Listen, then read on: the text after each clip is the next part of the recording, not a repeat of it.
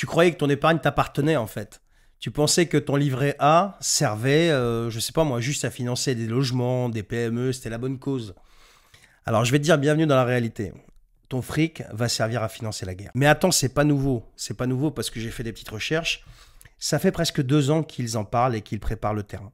Comme à chaque fois, ils tentent des choses, ils voient comment ça réagit, ils avancent. Les mecs au pouvoir ne balancent jamais une idée au hasard, il faut le savoir. Il faut aller regarder Édouard Philippe quand il explique comment ça se passe. En juin 2023, le Sénat propose un livret d'épargne souveraine. L'idée, c'est de récupérer l'argent des Français pour financer l'industrie de défense. Pourquoi? Eh bien parce que les banques ne veulent pas financer ces boîtes. Trop risquées, trop politiques, trop militaires. Et les banques n'aiment pas ça.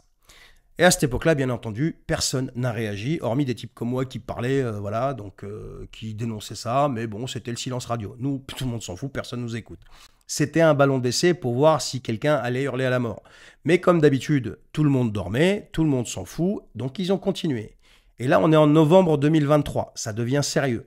Quelques mois plus tard, donc, un amendement au budget 2024 passe.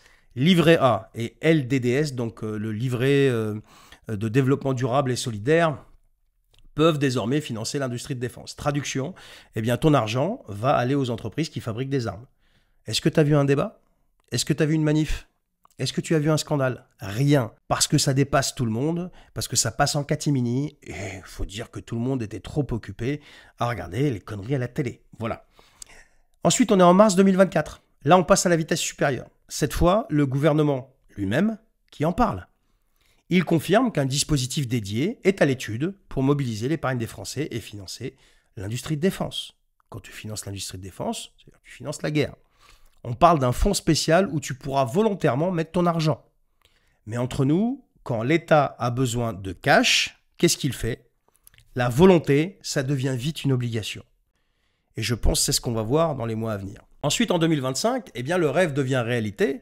Le scénario est écrit depuis 2023 et ils t'ont testé. T'as rien dit, ils ont avancé, t'as rien fait. Et maintenant, qu'est-ce qui se passe? Ils passent en force. Et devine quoi? Dans quelques mois, ça ne sera plus une option. Ton fric financera l'industrie militaire, que tu sois d'accord ou pas.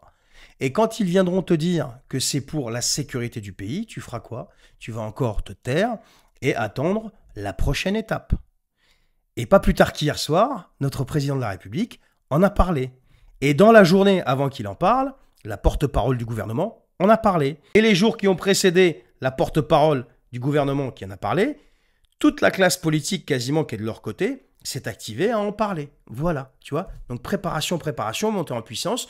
Le président acte ça quasiment dans ce qu'il dit. Et étant donné qu'il dit jamais très très clairement les choses, c'est passé encore une fois comme ça, tu vois, c'est pas très clair. Voilà. Mais en tout cas, c'est exactement ce qui est en train de se jouer. Allez, partage cette vidéo s'il te plaît et dis-moi si tu es d'accord avec ça. Je te souhaite une bonne journée.